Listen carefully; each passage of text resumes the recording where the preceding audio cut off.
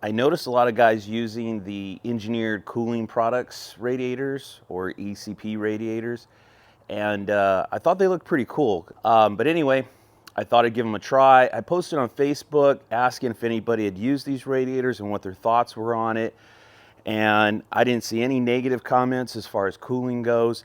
Everybody said that it worked like a champ. The one thing that everybody universally said was that you have to make cuts to the radiator to get it to fit your Mopar. So I wasn't going into this blind. I knew I'd have to make some cuts to the flange area of the radiator to get it to fit. So for this video, it's going to be the installation of the radiator and what I have to modify, what I need to cut to get it to fit my car.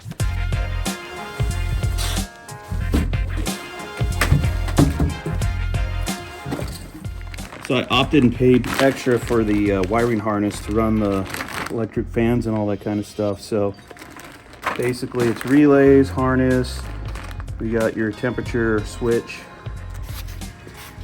Pretty cool, 16 PSI cap. This is one thing I really like about this radiator. I mean, I like how it's polished, but I love these indentions on here. It just kind of gives it a cool look, looks like a radiator. You know, a lot of the radiators just are flat with no features on it, and this looks better. I like it. Seems to be packaged extremely well, so basically no way it could have been damaged in shipping, which I do appreciate because let's face it, FedEx and UPS is terrible when it comes to shipping stuff without screwing it up. Man, it looks nice. I thought I was getting the bigger fans. They're kind of deeper, which I think was gonna impede the pulley a little bit, and I thought I was gonna have to trim them. These are more shallow. I don't think I'm gonna have any clearance issues with these, but we'll see when we get it in there.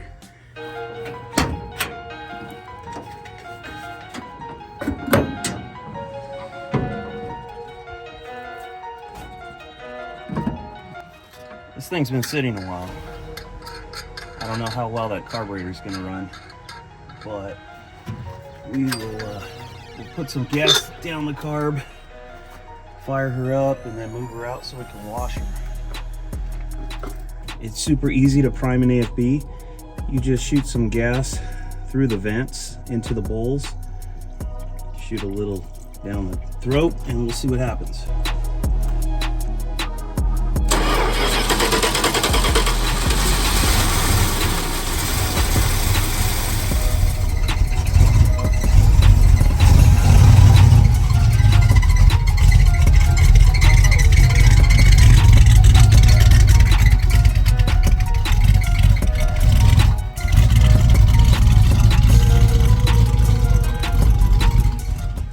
I'm gonna go ahead and get this thing cleaned up so we can start working on it.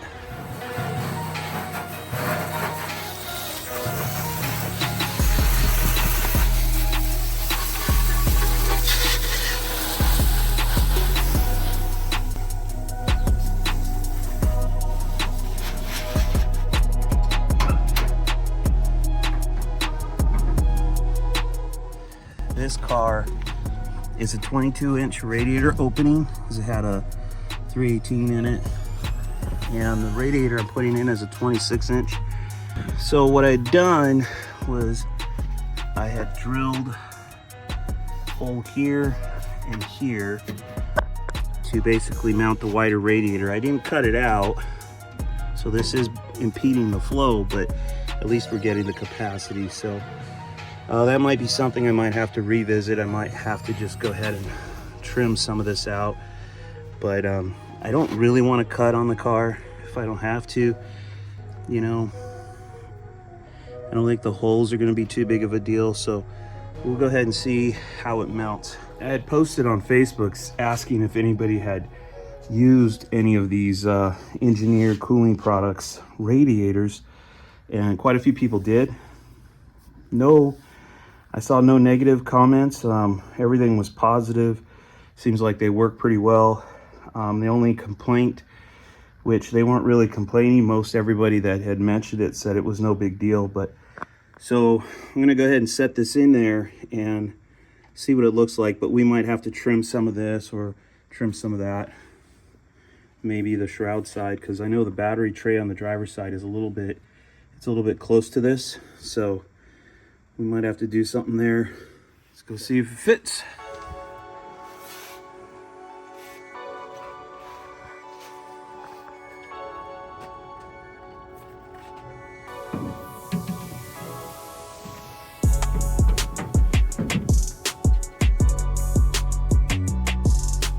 So Bill Humphreys on Facebook shot me some video of his ECP radiator in his car, and it looks great. It's running. He's got no complaints. Keeps his engine cool, so he's pretty happy with it. Hey Johnny, Mopar, how you doing? Bill Humphreys, Dude Mopar. So I'm just gonna let you know what I did to my radiator. I heard you pull the trigger. I had to clearance it down there.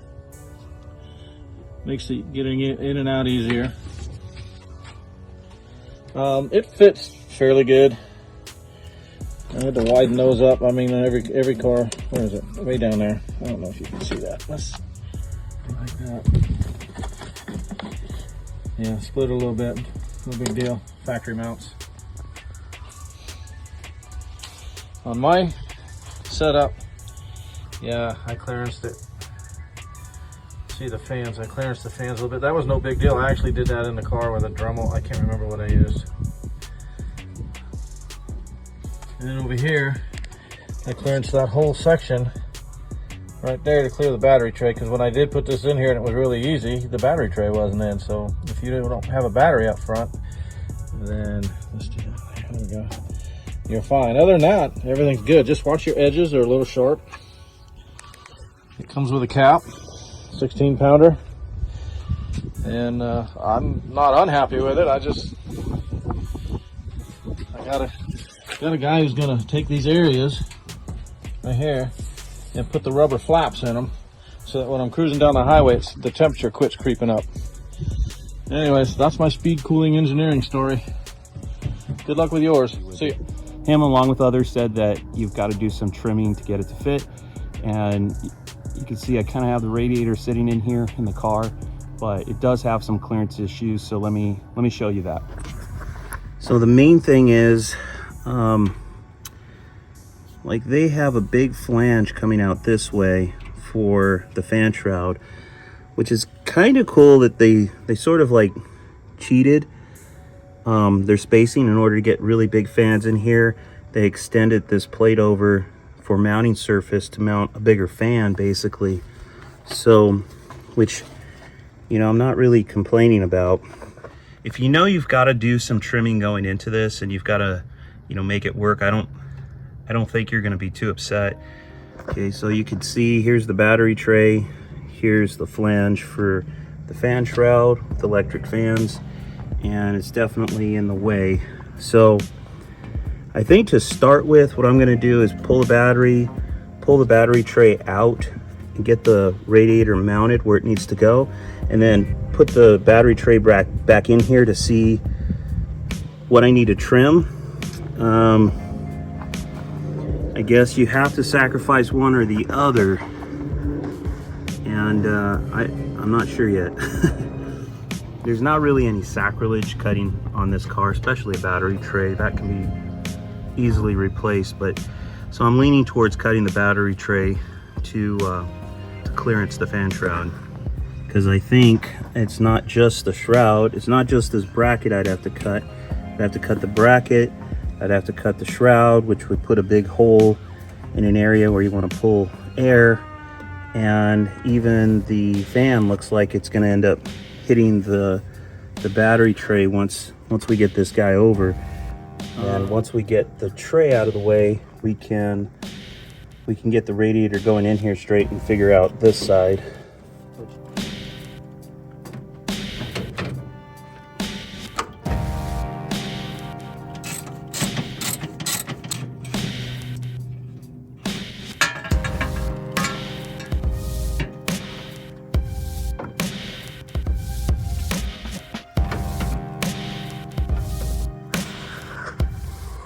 All right, so this was something I was worried about. So as you can see, look it straight down here. Here's the radiator bolt. The slot is right here, so the radiator needs to come to the passenger side more this way. But it can't because the frame rail is right here, and the fan shroud and this bracket are basically preventing it from sliding over. I'm gonna have to definitely cut this. And I think because it's below the fan right here, I think we've got plenty of meat we could cut into this. I mean, it sucks I'm gonna have an opening there, but it's really not much different than having the opening up here and stuff. So what I'm probably gonna do is end up notching the battery tray, like cutting a corner of it off so that this thing clears. So the frame rail basically comes up as a U, right? Comes up like this, and then it flanges on the ends, and then you have this plate on top of it, which is what you're seeing here. So, you know, there's probably at least 3/4 of an inch of depth where you have that overlap. So what I'm hoping is I could just put a slit, just a big enough opening in here for the radiator to slide over this flange.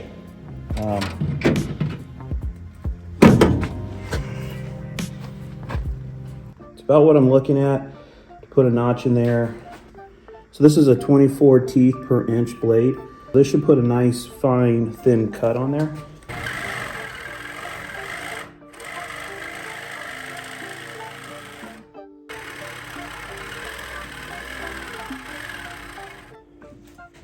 Okay, so now I'm just gonna use a screwdriver to bend this away and kind of fatigue it and break it off.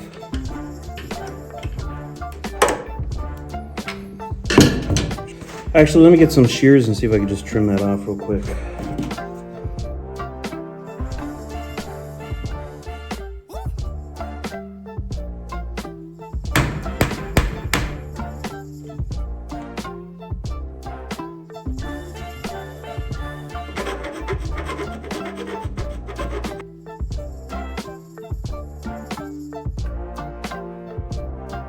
All right, I think that's good enough. Let's go see how it fits.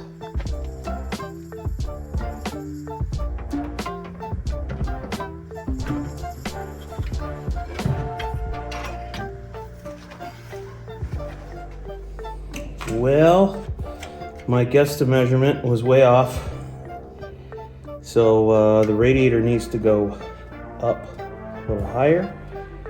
So I need to cut out a bigger piece. So I think I'm gonna go ahead and try to double this size because it looks like it needs to go about a 1/2 inch.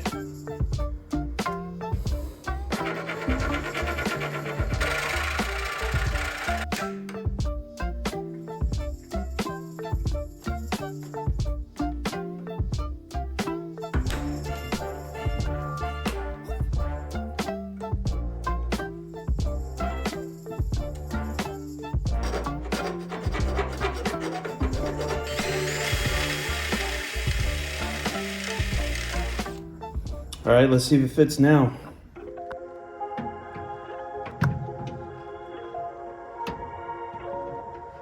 The ECP radiator is in. Okay, so we're in our factory holes on the driver's side. You can see how much I had to trim on the shroud flange, or the shroud portion of the flange, and the shroud itself to get it to go over the frame rail here. Probably can go a little bit lower because it's like touching. But we got plenty of room here between the pulley and the fans. Again, these are the shallow fans, not the deep fans. Oh, not much. Now that the radiator's in here, so the tray does need to go this way a little bit. The holes. And that way a little bit. So that is touching the hair. But this looks like it's gonna clear just fine. All right, so I think all I got to do is bend this. I'm just going to bend this guy in a little bit to clearance it instead of cutting it.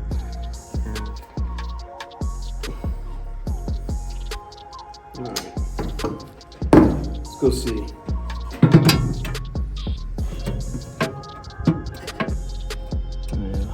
Yeah, clears. There's my clearance, pretty much a sliver, but it works. We got our holes to line up here. We're gonna have plenty of room between the pulley and the fans. We got our C-notch and the shroud and flange. And I'm gonna put a spacer out here and a longer bolt nut through it so that we clear that. I'm gonna pull everything back out because I did order a power steering pump, and I gotta go pick it up at 2 o'clock at O'Reilly's, so we'll get all this stuff out of the way so we can get to the power steering pump. Right, I went ahead and extended the notch, the C-notch down a little bit lower, so we got plenty of clearance. So that C-notch is about 1 inch. You could probably make it 1/2 inch easily, maybe even 1/4 inch if you wanted it really tight. This is closer to where you want it on the bottom. If we use this screw as a marker, I would say, tape kind of beat up, go about 1/2 inch above it.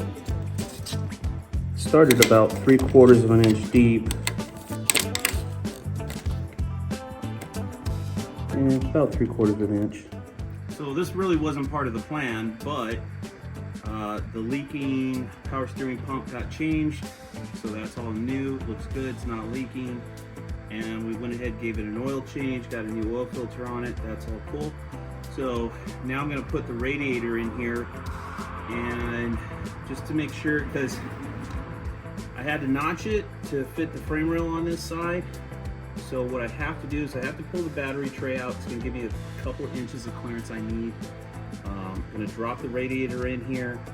I have to drop it down that way as far as possible. Get it down to the notch, then slide it this way so it goes over the edge of the frame rail, and then we can put the bolts into the to the core support.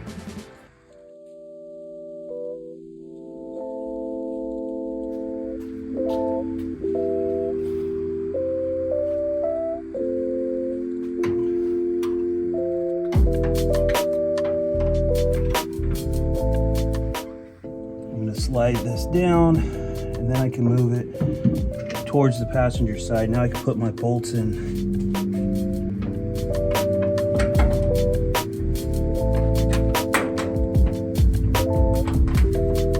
Okay, so I have the bolts in the factory locations on the driver's side.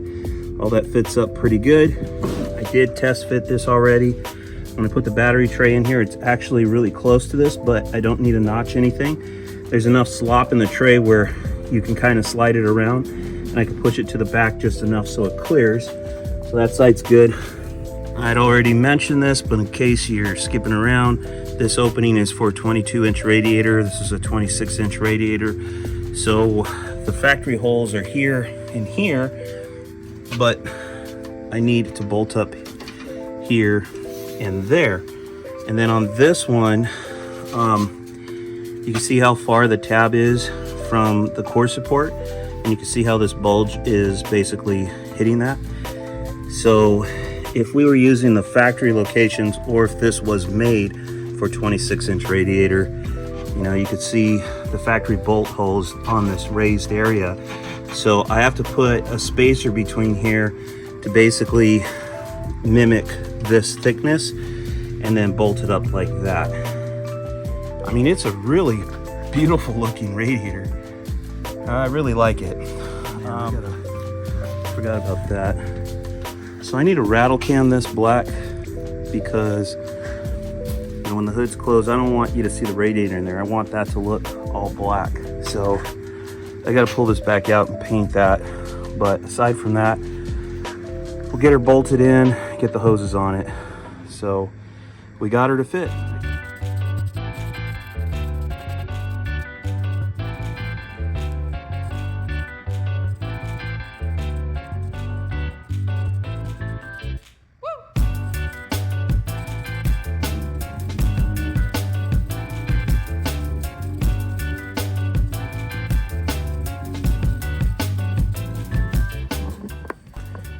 see inside of here. I blacked all of this out just like the factory did.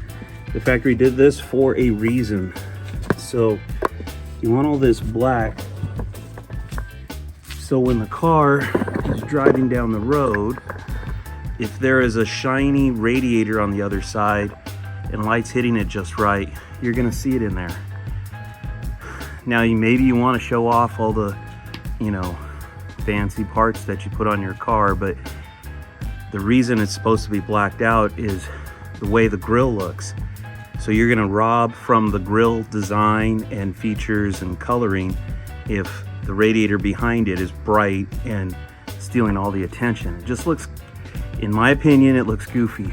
So if you black it out, once the hood's closed and you're going down the road, all you're gonna really see is the grille, and it's gonna really make the grille pop and make the front end of the car look really mean. I actually put this grille in. It was a stock Coronet grill, 69, and I was like, I don't know why does it look so, it doesn't look mean. It looks kind of unintimidating. You know, it just didn't, it's like, it didn't look right. It didn't look aggressive, didn't look good. It's funny because you don't really notice it, but if you look at a Super Bee grill, it's painted different than a regular Coronet grill. So there's more blackout in the grill.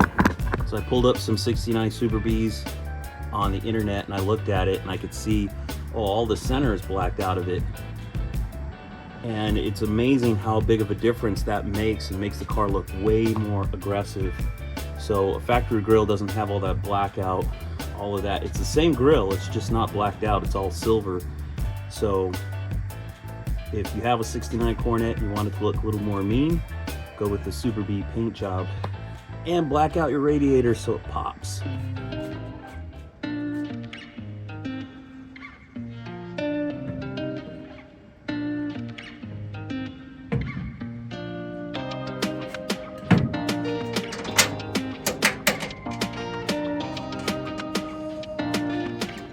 Okay, perfect. So I have this spacer that I bought from Ace Hardware. Just went through their drawers. They have a bunch of like different size spacers and stuff like that. We've got enough clearance between this raised area and the radiator, so this is basically compensating for that. It's a little taller than this, but I think it's because the flange is bent just a little bit that way, you know. Whatever, it's gonna work. So I'll put a little washer on the bottom as well, tighten that up, and then we're bolted in, done.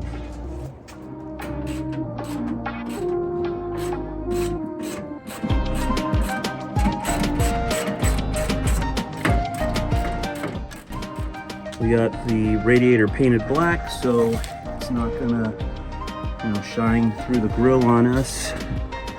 I've got the bolts to the firewall, the original fastening points on the driver's side. And I use spacers on the passenger side. So this one's kind of thick. All right, here we go. Roughly, what is that? Half inch.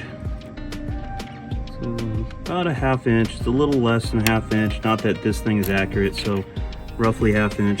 That one's probably 1/4 inch because it's not as thick as this one. So get yourself a variety close to that for the passenger side. Again, this is only, you only have to do this if you're putting a 26-inch radiator in a 22-inch opening like this. Okay, so if you have a 26-inch radiator car and you're putting a 26-inch radiator, these bulged areas would be out over here and you won't have to space it. Just want to clarify that. Okay, we're all in. All right, I'm about out of daylight, so I'm gonna go ahead and wrap this up for today and we'll continue tomorrow. All right, it's tomorrow.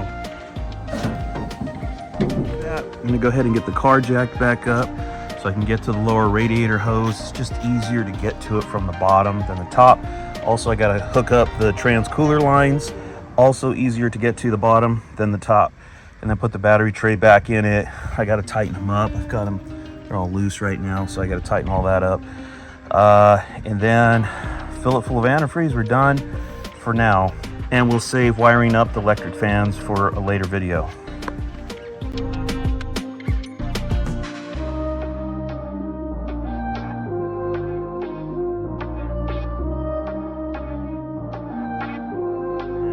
Never, ever, ever crawl under a car without a jack stand. And you might think, because I'm thinking it, I'll just be up here in the front. If this car were to fall, I'll roll out of here so fast, there's no way it would hit me. Do not do that. That's when they'll get you. So put jack stands no matter what, no matter how minor. Mine's already got the fittings on here for my old radiator or an old radiator, and tighten those up. This side takes a 1/2 inch open end. This side is going to take a 5/8. So we'll tighten those down and check that off the list.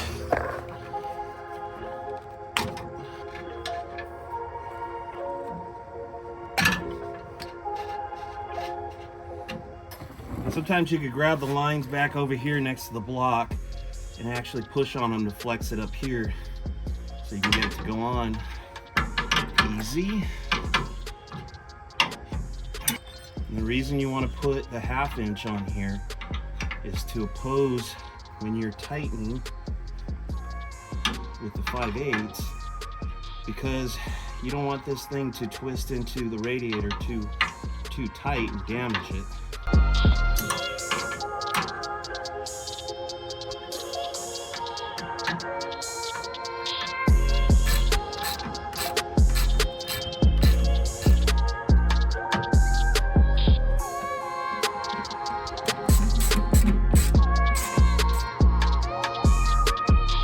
So we got some antifreeze in it. I got to top it off still. I didn't quite have enough. I'm going to go ahead and put the battery tray back in the car, put the battery back in it, get the car back off the jack stands.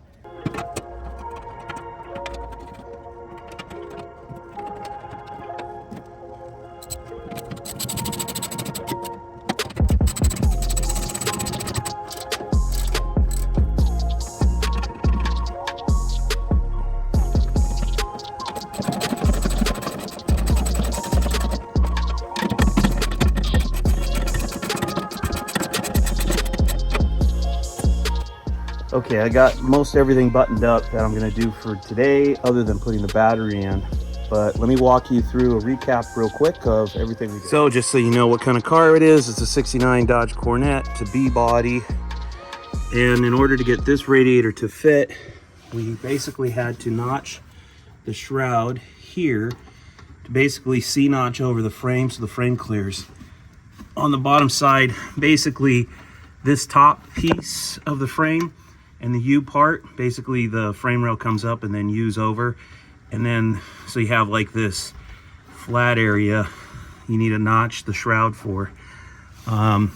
You saw on Bill Humphrey's video, he had to do the exact same thing. I'm not sure which car he's got. I think it's a B body, it looked like it, but basically he had to do the same thing.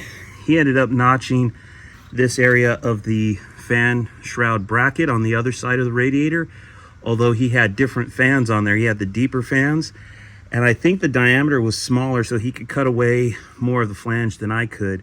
So on that side, cutting the flange away wasn't really an option because the fan is basically right there. So we'll go over there.